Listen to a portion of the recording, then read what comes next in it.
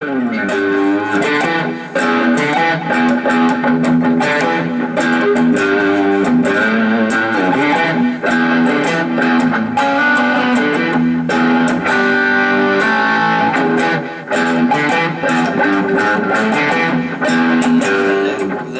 How are you guys all doing? I am back with another personalized YouTube video.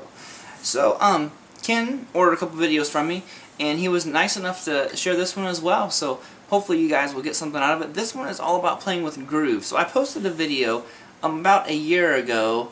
I can't even remember what it's called, honestly. I just watched it to rehear some of the licks that Ken was wanting. But it was pretty much about playing with groove. Most of you probably haven't even seen it. It didn't get very many views. But the people who did watch it seemed to help them quite a bit. So groove is a humongous part of my playing style. Some of my biggest influence, well, all of my influences have pretty, I guess you'd call it groovy playing styles. I mean, you listen to Eddie Van Halen, my favorite guitar player ever, and all of his stuff has, you know, really good rhythmic like structure to it. Nuno Bettencourt, probably one of the most important guitar players to me. Richie Kotzen, again, lots of groove, and even down the line to the super obvious ones that I rip off Eric Johnson non-stop, it seems like, on guitar licks. So, but we're not here to play Eric Johnson licks. We're here to groove. So, anyways, Ken wanted me to go over some of the licks that I went over that I didn't, you know, go over real in depth or any of that stuff. So, I'm going to kind of go over some of them, but instead of just giving you guys the same licks that I've already done, you know, I'm going to kind of go over and give you a couple new ones to mess around with, and really just talk about what I'm doing more, and kind of my approach to playing with this, you know, groovier kind of side of things. So, this is a lesson on getting your groove on, and I hope you guys enjoy.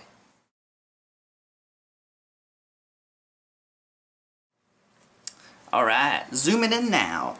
So let's kind of get to some of these licks. So before I play you the licks though, I kind of thought it would be a good idea to go over how I'm coming up with this stuff.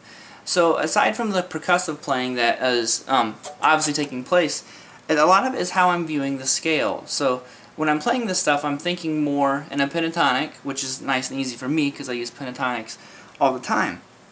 But I don't view it as just a simple scale like that. I have all these chromatic notes that I'm seeing in here. So that's kind of how I'm viewing the scale. And obviously I don't see it right here. I'm seeing it across the whole fretboard.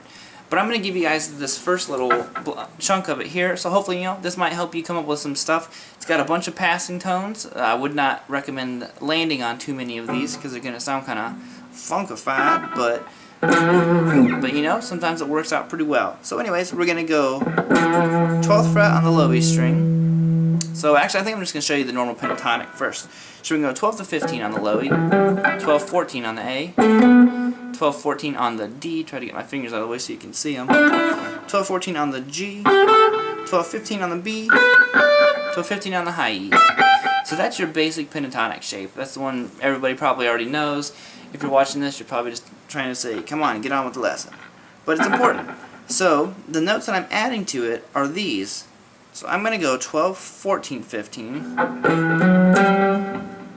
12, 13, 14, and that blues note, and 12, 13, 14, I think I said 12, 14, 15 on the A string, it's 12, 13, 14, 12, 13, 14 on the D. Now this one I'm going to do 12, 13, 14, 15, if I can play it correctly, 12, 14, 15, and then 12, 14, 15 on the high E. Okay, so we have this. So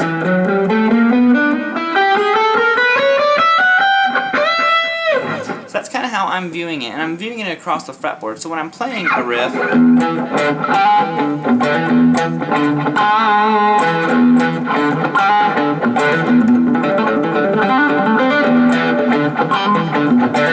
that's why I'm kind of getting these notes that aren't necessarily in a scale, so I can't say, hey, I'm doing this scale.